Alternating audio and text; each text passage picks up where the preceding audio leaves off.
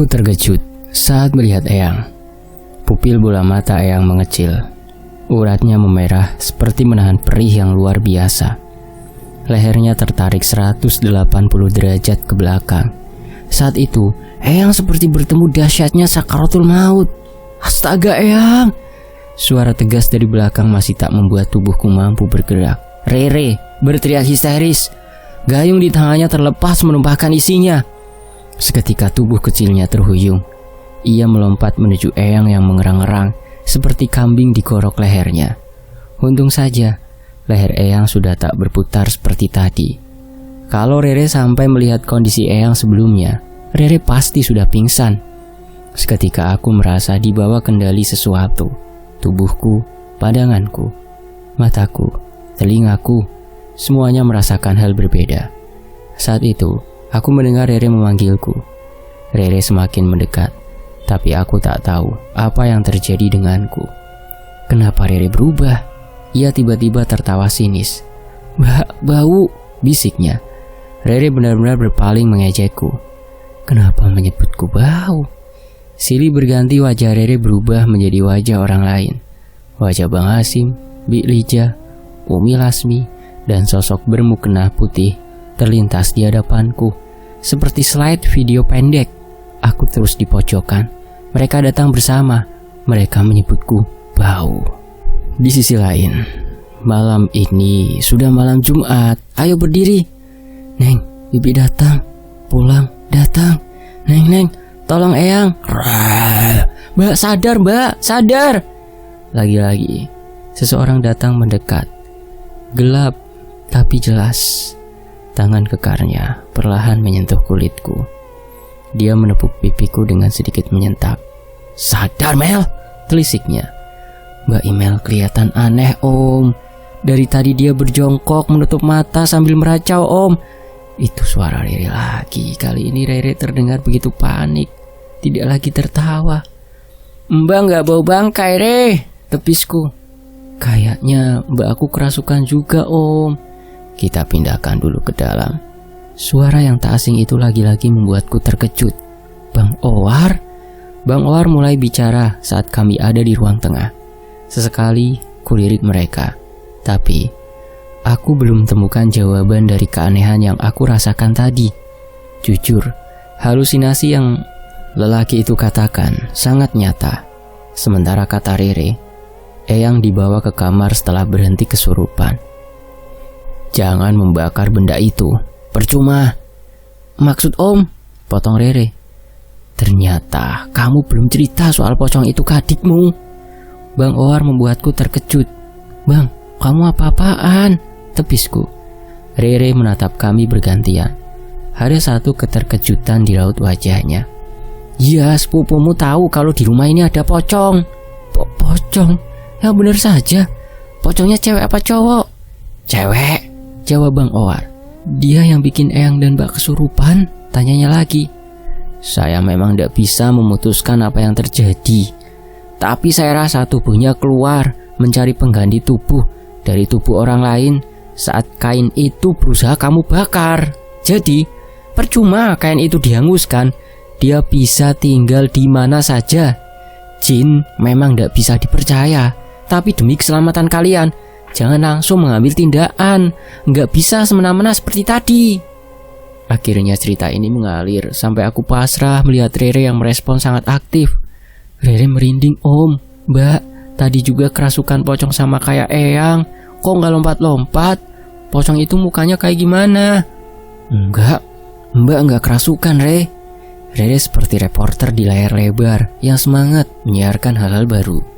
Hingga tengah malam berlalu, Rere pamit ke kamar. Tadi, kami bertiga sudah memeriksa keadaan Eyang. Eyang tertidur pulas.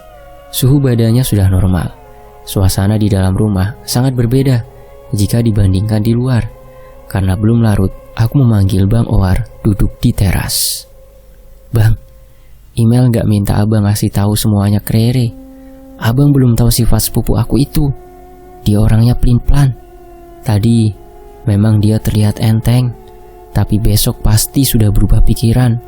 Protesku bersungut-sungut. Kamu yang terlalu cemas, Mel. Setidaknya setelah dia tahu, ia bisa jaga diri. Kita nggak tahu apa yang akan terjadi di lain waktu. Kalau saya tidak datang, bagaimana? Kuhentakan nafas kasar. Besok, Rere dan Eyang bagaimana? Bagaimana kalau mukena itu kembali ke dalam rumah? Abang buang di mana benda itu? Sudah saya kubur di belakang. Bagian leher terkena api. Leher Eyangmu juga pasti akan berbekas lama karena ulah hantu itu. Bang Owar bilang tak bisa lama-lama memegang kain itu karena berkali-kali lipat sangat bau, juga sangat panas jika tersentuh telapak tangan. Abang lihat sosok itu? Tidak, hanya bekas saja. Setelah keluar dari tubuh Eyangmu, dia hilang entah kemana. Abang kenapa bisa sampai ke sini? Abang ikutin aku. Lelaki itu mengangguk. Gak pantas cewek pulang malam sendiri. Kamu adiknya Hasim. Merasa gak enak hati mengajak aku bicara saat pergi. Bang Owar jalan kaki mengikutiku sampai ke rumah. Asli otaknya pintar sekali, sampai tidak mikir bisa nganter aku pakai motor. Jadi abang lihat aku terpleset di kubangan air pas di pangkalan? Bang Owar tidak menyahut. Dia malah memalingkan wajah. Tangannya saja yang sibuk memainkan pemantik. Tapi aku bisa melihat sudut bibirnya sedikit terangkat. Ketawa aja jangan ditahan bang. Suara tawa terdengar. Setelah hening beberapa saat, ternyata aku bisa membuat lelaki dewasa itu tertawa. Meski soal di bengkel tadi masih membuatku jengkel. Bukan ke Bang Owar, tapi jengkel sama tempat bengkelnya. Tidur Gih. Ajakan begadang tadi batalin aja. Saya bakal jaga semalaman di ruang tengah. Malam Jumat ini tidak akan terjadi apa-apa lagi. Percaya. Oke bang, makasih. Malam itu aku berulang kali berpikir, mungkin pengajian yang Umi bilang itu betul adanya. Sayangnya, sosok itu gagal membunuh aku dan Eyang. Lalu bagaimana dengan malam-malam Jumat yang akan datang? Di sisi lain, Siliwangi, bulan April. Pagi itu Bang Owar sudah di luar pagar. Ia terlihat bercengkrama dengan seseorang sambil sesekali melirik ke arahku yang masih berdiri mematung di teras. Apa aku sakit mah? Tapi ini gak sakit. Hanya saja di bawah pusarku terasa bergetar-getar. Aneh. Aku menepis hal itu. Kutuntaskan segala aktivitas memasang sepatuku karena lupa pamit ke Eyang. Aku masuk kembali. Ku cari keberadaan Eyang yang tadi pagi sibuk mencuci piring. Tapi seisi ruang dapur tak kutemukan keberadaannya. Akhirnya niat pamit ke Eyang digantikan dengan Rere saja. Karena hari itu Rere lagi off kuliah. Jadi aku kembali menuju kamar. Hawa kamar di pagi ini hari sangat panas. Mungkin karena matahari di luar sana terik. Cahayanya begitu beringas, seakan nyaris menusuk tulang. Saat pintu kamar terbuka, sejenak aku terpaku. Hawa panas semakin menjalar kemana-mana. Tak sengaja kuusap kulit lenganku. Hangat. Di dalam ruang ini sangat hangat. Padahal ruang kamar di rumah ini sudah dimodifikasi sebaik mungkin agar cuaca di luar sana tidak tembus begitu mudah. Mungkin tanda musim kemarau panjang datang. Saat memalingkan wajah ke ranjang, lagi-lagi aku terhenti. Aku terhenyak melihat Rere yang sedang duduk sembari menoel-noel jari kakinya. Bukan terkejut melihat tingkah Rere, tapi pandanganku tertuju pada bayangannya. Bayangan Rere di dinding hilang. Beberapa saat muncul, hilang, lalu muncul lagi. Saat itu, aku benar-benar merasa keadaan kamar ini sangat berbeda. Tapi, bau bangkai tidak tercium. Ciri-ciri selama ini jika sosok itu datang, keadaan sekitar berbau bangkai. Rere menoleh. Balutan handuk di kepalanya masih melilit. Selepas sahur, memang anak itu selalu keramas. Kenapa mbak? Eyang udah enakan? Tanyanya. Eyang sepertinya keluar. Nanti tanya langsung saja ke Eyang. Mbak sama Bang Owar udah mau berangkat. Gak apa-apa ditinggal sendirian. Rere yang tadinya menoleh ke arahku kembali serius memotong kuku dengan pisau kecil. Seperti biasa, Rere kalau diajak ngomong selalu mengalihkan wajah atau melakukan apa saja. Intinya dia bersikap tak acuh. Yoi, tapi gak usah nginep ya mbak. Rere takut yang kesurupan lagi. Entar Rere dicekek. Tangan Rere kan gak bisa direm. Meskipun kecil gini tapi sering mikul beras. Kalau Rere balik ngasih bogem ntar yang penyok. Mati, kan gak lucu. Kapan mbak berangkat kalau kamu gak berhenti ngomong? Rere tertawa geli sampai kakinya terangkat. Tapi Mbak, tahu nggak? Rere semalam mimpi aneh loh. Rere menyeletuk di sela tawanya. Mimpi? Saat menyebut mimpi aneh, rasanya jantungku berdetak aneh. Temponya berdegup kencang lagi. Sebenarnya aku khawatir meninggalkan Rere sendiri di rumah. Kayaknya memang aku mesti cari Eyang sebelum meninggalkan tempat ini. Jangan sampai Jangan sampai yang terjadi padaku juga terjadi pada Rere. Iya, Rere mimpi aneh, lucu sampai ngiler. Padahal sehidup-hidup kagak pernah ileran. Kamu mimpi apa, Re? Tadinya aku mempercepat waktu, tapi tak sengaja aku lihat dinding.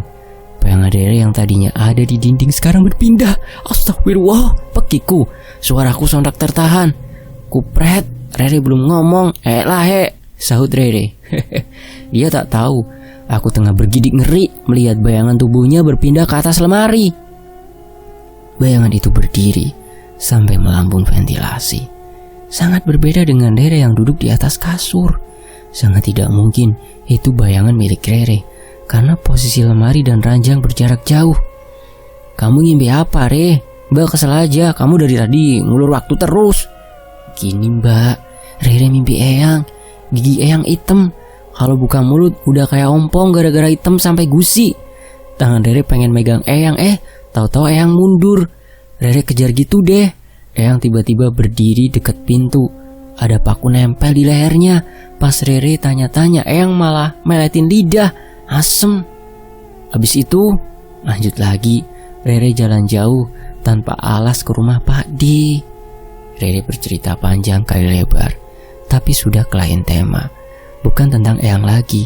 Jadi aku potong saja dan berjanji lain waktu akan memintanya bercerita. Ya udah Re, nanti pas Mbak balik kita lanjut bahas itu lagi. Kamu jaga diri, jangan pergi dari rumah kalau nggak penting-penting amat. Aku sedikit memberi nasihat. Tapi Mbak, apa benar di rumah Eyang ada pocong? Sebelum ini Rere sudah diberi penjelasan sehalus mungkin. Jika di setiap rumah pasti punya penunggu yang disebut jin. Rere sudah paham soal itu. Tapi sampai pagi ini ternyata dia masih kekeh mempertanyakan soal pocong. Padahal aku sungguh tidak bisa menjelaskan sebaik cara Bang Owar dan Eyang menasehati. Makanya selalu sholat Re, jangan malas-malas, jangan ngeyel, jangan bentak Eyang kasar kalau dinasehati. Aku beralasan. Rere mencibir kecil, membuatku menahan diri. Aku ingin tersenyum tapi sedang ketakutan. Bagaimana tidak? Bayangan Rere yang berdiri di atas lemari perlahan hilang. Ku cari bayangan Rere yang asli, tapi benar-benar tidak aku temukan. Bayangan asli Rere benar-benar hilang tak berjejak. Innalillah, pertanda apa lagi ini? Karena takut lama-lama akan terjadi sesuatu, aku bergegas keluar. Ku bilang pada Bang Owar untuk mencari Eyang dulu. Jalan poros terlihat cukup ramai di waktu itu. Jauh berbeda dengan keadaan rumah Eyang yang selalu terasa sepi. Beberapa menit berjalan, mataku tak sengaja menangkap keberadaan Eyang. Beliau sedang berdiri di pintu warung. Eyang? Neng, udah mau berangkat? Tanyanya. Eyang melihatku sudah rapi. Tas lempang bertengger di pundakku. Iya, andongnya sudah menunggu. Tapi Eyang cepat-cepat pulang ya. Kasihan Rere sendiri di kamar. Yowes, ini beli obat dulu. Kepala Eyang masih pening Mel, tenggorokan sakit. Beberapa orang datang ingin berbelanja. Eyang segera membayar obatnya, lantas mengajakku beranjak. Soal tadi subuh pembicaraan kita, Eyang minta jangan sampai terlalu nakutin Rere ya Neng. Eyang sebenarnya kasihan sama kalian, tapi tak ada pilihan lagi. Bang Hasim sudah mengancam rumah kakungmu dijual. Eyang bukannya menolak, tapi Eyang belum mau Neng. Titah Eyang, nada bicaranya melirih. Email paham Yang, email ke rumah Bibi cuma mau minta tolong. Siapa tahu Bibi bisa bantu soal masalah ini. Sepeninggal email, Eyang jangan sampai ninggalin Rere ya. Semoga si Lija mau bantu Neng. Nggak usah nginep kalau bisa. Rere nanti takut di rumah berdua. Soal alamat Bibi, kamu tanya saja rumah paling dekat dengan Tugu Batu, Kampung Deman Loak. Kamu tanya, rumah Halija di mana? Eyang dan aku sudah sampai di depan pagar di mana Andong sudah siap berangkat. Segera aku mencium punggung tangan Eyang. Bang Owar juga turut melakukan takdim. "Ayo bang." Lelaki itu melepas pandangan. Ia menoleh ke kenek Andong, memberi isyarat, lalu naik ke sisi kanan tempat penumpang. Perjalanan menuju Deman Loak membuat hatiku sedikit deg-degan, mengingat Bibi Lija nantinya akan kaget atas kedatanganku. Pasti akan membuatnya merasa bersalah telah meninggalkan rumah Eyang. Bicara tentang Bibi, aku sudah kenal beliau sangat lama, meskipun baru beberapa kali bertemu. Bibi sudah kuanggap seperti keluarga sendiri, karena berkat beliau, Eyang ada yang menemani, Eyang ada yang jaga, Eyang ada yang bantu ngurus rumah. Semoga kedatanganku yang nekat ini bisa tahu sebab akibat tentang teror hantu mukena itu. "Mel." "Iya bang." "Kamu sakit?" "Sakit? Aku tidak sakit. Hanya saja di bawah pusarku seperti kemasukan kelereng. Terasa bergelinding, berdegup-degup." "Enggak bang, mungkin makan sahurnya kurang." Bang Owar ternyata memperhatikan tanganku yang menekan perut sesekali. Ku coba memfokuskan diri ke jalan, memperhatikan kedua lelaki itu tengah membicarakan koran yang memberitakan orang hilang di Gunung Sinabung. Mungkin karena lama temenan sama setan, makanya sudah tahu seluk-beluk makhluk halus. Seperti saat ini, lelaki yang memegang kemudi terus mengiyakan ucapan Bang Owar. Tapi, karena berlarut memikirkan Bibi, aku tidak fokus mendengarkan dari awal. Singkat waktu, aku dan Bang Owar turun bergegas selepas membayar kendaraan kedua. Untuk ke kampung yang kami tuju, harus ganti kendaraan sebanyak 3 kali. Pertama naik Andong, lalu menumpang roda 4 sampai batas Kabupaten Deman Loak. Terakhir kami pilih akses yang paling cepat, yaitu naik Andong lagi melewati persawahan. Akses sampai ke kampung Bibi ternyata tak mudah, masih berkerikil, terjal, dan curam. Alhasil, Andong kami baru sampai jam 4 sore. Bang Owar sudah memastikan kalau kita tidak bisa pulang ke Siliwangi hari itu. Hal itu juga yang paling aku sesalkan. "Bang, kampung Bibi ternyata ramai tuh. Kita udah sampai." Aku tersenyum lebar. "Ya udah pun, kami turun di depan tugu," ucap Bang Owar pada kenek. Setelah dibayar, kenek memutar arah, lalu pergi. Segera ku ikuti langkah Bang Owar. Dia menuju salah satu rumah yang paling dekat dari tugu yang bertuliskan "Selamat datang Demang Loak." "Assalamualaikum." "Permisi Bu." Bang Owar membuka percakapan. "Waalaikumsalam." Kalau orang di Rumpang biasanya menyelidiki penampilan orang yang baru dilihatnya, tapi ibu di depanku ini langsung sumringah. Dia tersenyum lebar, seperti sudah mengenal kami sangat lama. "Punten, kami dari Siliwangi. Mau bertemu dengan Ibu Halija. Bisa Ibu antar ke sana?" "Hayo tenan, kalian mau berobat ya?" saut ibu itu yang entah apa maksudnya. "Halija yang kami maksud itu Bibi yang kerja di Siliwangi, Bu." Aku mencoba memberi pengarahan karena tak mengerti maksud beliau. "Oh, kalian jalan lurus sampai ketemu rumah dinding hitam coklat. Itu rumah Halija. Tapi kalian namanya siapa?" "Makasih banyak Bu. Kenalin, saya Email, cucu pemilik rumah tempat Bibi Halija kerja. Ini di antara abang, namanya Bang Owar." Bang Owar yang sedang aku intro hanya terdiam. Manik matanya memandang sekeliling seperti sedang melakukan observasi dadakan. Silakan saja. Tapi kayaknya Halija sedang gak di rumah." "Kemana Bu?" "Beberapa hari gak pulang semenjak anaknya yang tinggal di desa sebelah meninggal." "Astaga, apa maksudnya?" Aku seketika merasa terhempas. "Sabrina, anak tiri Bibi. Sabrina meninggal?" "Maksudnya Sabrina meninggal dunia? Innalillahi wa inna ilaihi raji'un. Meninggalkan apa Bu?" Dia katanya kena sawan. Kalau Halija pulang, kamu tanya sendiri ya. Ibu gak tahu persis kejadiannya, cuma tahu dari rumor." Ibu itu terlihat kikuk. Beberapa meter berjalan, kami pun sampai di sebuah rumah berpapan coklat dengan pagar besi hitam, mirip pagar rumah juragan kaya raya di televisi majikanku. "Bang, Mungkin Bibi udah balik. Sorot mataku menangkap sosok di balik jendela rumah panggung itu. Bang Owar sepertinya terpaku, sama dengan diriku. Bang Owar setuju dengan pendapatku.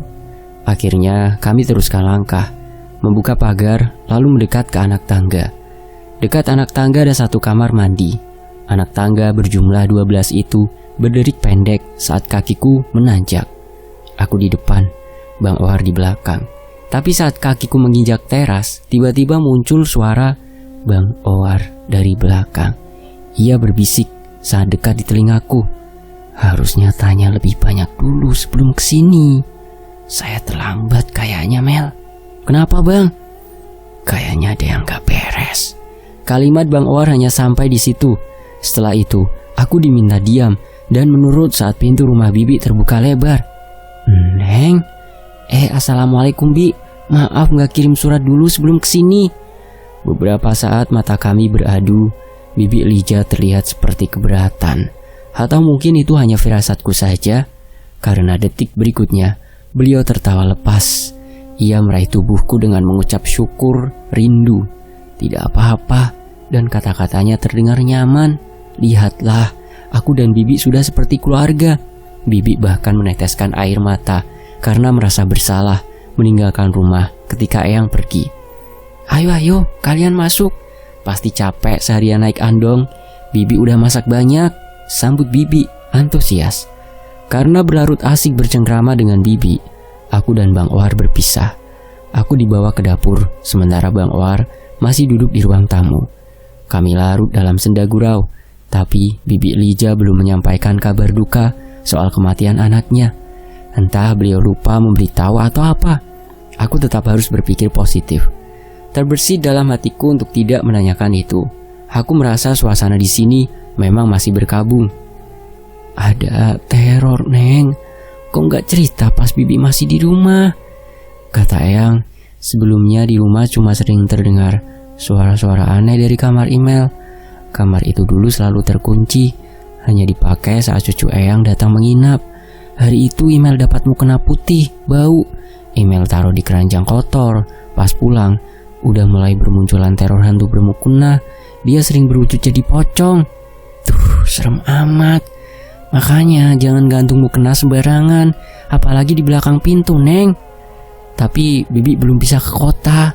Soal yang kamu tanyakan tadi, Bibi cuma bersihin pekarangan rumah sama bantu-bantu nyuci. Jarang masuk seliweran di dalam, apalagi masuk ke kamar. Sejarahnya juga tak banyak tahu, Neng. Dulu sebelum Bibi kerja di sana, tidak ada pekerja seperti Bibi. Ada, tapi Bibi ora tahu pasti siapa dia. Soal kakung, apa yang Bibi tahu banyak, cecarku. Walah, zaman kakungmu dulu, Bibi jarang ketemu. Kakungmu kalau ndak ngajar murid ngaji, dia pergi keluar kota. Banyak guru ngaji, bukan cuma kakung.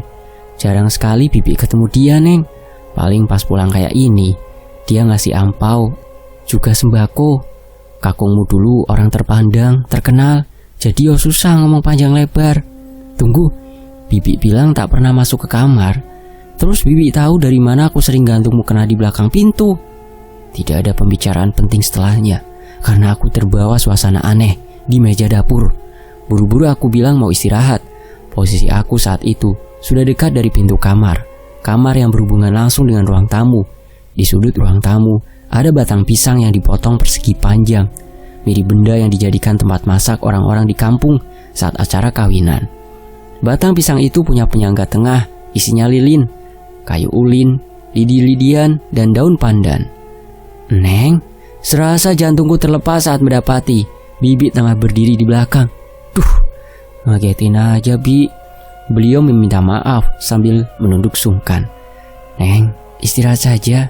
Bibi mau sholat dulu di kamar. Iya, Bi, tapi benda itu apa? Besok Bibi cerita ya, Neng. Pasti sudah capek kan, Neng? Raut wajah Bibi sangat terpukul. Aku mengerti, beliau masih berduka. Baik, Bi. Bang Owar ternyata keluar dari rumah sejak tadi. Suara gayung di kamar mandi dekat tangga terdengar riuh. Mungkin Bang Owar gerah dan memutuskan untuk mandi. Karena badanku sudah pegal-pegal, aku memutuskan untuk istirahat di kamar tamu. Anehnya, Tadi Bang Owar tidak disuruh makan malam bersamaku. Juga Bibi sudah tinggal sendiri. Kenapa dia memasak begitu banyak? Jauh ingatanku tergulir, kembali mengingat-ingat hal yang semestinya aku syukuri, tapi membuatku seketika berpikir keras. Apa Bibi sering membawa makanan untuk Eyang, seperti yang dilakukannya padaku hari itu? Hari itu adalah hari terakhir, di mana aku makan dengan Sabrina. Terakhir, sebelum Sabrina ternyata akan meninggal dunia. Malam ini, baru saja aku memakan semua jenis makanan di meja itu, tanpa sedikit pun curiga. Aku baru sadar saat bangun tidur di sepertiga malam itu pun, karena aku teringat Eyang di rumah. Biasanya di waktu seperti ini, Eyang bangun sholat malam di ruang tengah. Eyang, beliau bukan cuma sekali dibuatkan makanan jadi dari Bibi. Jarak tempat ini ke rumah Eyang juga sangat jauh. Bibi selalu bawa makanan jadi sampai ke Siliwangi tanpa pernah basi. Yang jadi pertanyaan, benarkah Bibi menaruh sesuatu di makanan itu? Kata ibu muda tadi, Bibi adalah dukun. Apa benar Bibi memberi sesuatu lewat perantara makanan, lalu semua teror terjadi di rumah Eyang sampai aku juga akan dibunuh? Astagfirullah, tidak sepatutnya aku begini. Bibi adalah keluarga Eyang. Beliau mana tega berbuat yang tidak-tidak seperti itu. Kalaupun seperti dugaanku, aku sudah pasrah karena semua telah terjadi. Pandanganku kini beredar. Rumah yang baru saja aku injak ini terbilang cantik. Hanya beda di posisi jendela dengan jendela rumah orang-orang. Rumah ini punya jendela yang lebarnya 3 kali lipat dengan jendela ruang tamu pada umumnya. Pahatan di kusainya seperti diberi sentuhan ukir, persis rumah adat yang terkenal di kampung. Aku tahu elemen dari seni ukir seperti ini karena dulu majikanku sering memberikan aku kesempatan ikut liburan ke sana. Tapi ada yang berbeda di antara kecantikan jendela itu. Di bagian tengah jendela bukan dipasangi engsel besi, tapi hanya dililit kain putih. Mungkin kunci jendelanya lagi rusak, gumamku. Mataku terbiasa bisa diajak kompromi. Aku melangkah pelan, menyentuh papan. Tak ada suara dari langkahku. Begitupun jangkrik di luar sana. Mereka mungkin sudah terlelap, sama seperti Bang Owar dan Bibi. Saat pijar sudah lumayan terang menaungi separuh ruang tidur, aku mulai berjalan beberapa langkah, hingga bisa menjangkau jendela raksasa itu. Jendelanya besar sekali, lebar, dan amat kokoh. Krak! Dari pendek mulai melonggarkan kain putih itu. Hal itu membuatku terkejut bukan kepalang. Langkahku melebar, beringisut ke belakang. Benda yang tak asing di mataku, baunya, wujudnya, segalanya. Mataku lantas menganalisis lebih dalam. Ternyata, kain yang baru saja aku sentuh adalah kain kafan. Kain kafan masih memberi bekas aroma mayat yang baru saja dikebumikan. Menusuk indera penciuman. Lantas aroma itu berpindah ke ujung jariku tanpa permisi. Tok tok tok tok. Rasa takut menjalar hingga ke saraf jantung. Darahku mendesir, mataku menegang, menunggu detik selanjutnya. Seakan menunggu namaku dijemput malaikat maut. Saat itu juga aku menoleh ke arah pintu. Aku seperti telah tertangkap basah melakukan kesalahan fatal. Siapa? Beberapa saat aku menjauh dari jendela. Angin dari celah jendela masuk menembus kulitku. Langkah kakiku menuju bibir pintu. Jantungku berdebar kencang. Tubuhku bergetar hebat. Semuanya terpacu oleh waktu dan suasana. Di balik pintu itu ada siapa? Bang Owar atau Bibi atau? Dengan was-was, ku gerakan langkah menuju pintu. Sementara lampu pijar yang seharusnya tergantung dekat kasur kini berada di tanganku. Ku pegang erat-erat saat pintu kamar terbuka. Di luar sana, hanya kursi yang aku lihat, lorong dapur Bibi dan ruang tamu kosong. Tak ada siapa-siapa. Lantas, tadi yang mengetuk pintu siapa? Karena diburu rasa ingin tahu, juga dililit rasa takut, aku menuju ruang tidur Bibi, yang jaraknya hanya semeter dari kamar tamu. Ada celah kosong di antara papan-papan dinding kamarnya. Pekat, gelap. Tanda kamar itu tidak ada penerangan. Berarti tadi bukan Bibi. Lalu siapa? Bibi. Pintu kamarnya terpaksa ku ketuk. Pelan, sangat pelan. Jangan sampai beliau terganggu. Bibi. Sapaku berulang, tapi lagi-lagi tak ada sahutan. Tiba-tiba daun pintu seolah menurut pada jariku. Ia berputar lalu berhenti saat putaran ketiga. Pintu kini terbuka pelan tanpa suara. Jawaban atas rasa penasaranku kini terputus sudah tentang apa yang membuatku ketakutan. Aku orang yang payah. Orang yang begitu mudah memutuskan segala sesuatu tanpa pikir panjang. Bibi tengah khusyuk sholat malam dengan tubuh ringkihnya. Dia memunggungi pintu, sementara lampu pelita hanya menerangi seperempat kamar. Sangat redup. Oh, Bibi bangunin aku sholat ternyata. Bersambung, nantikan keseruannya hanya di Fakta Sejarah. Jangan gantung mukena. Novel misteri dari Kak Sule Pena.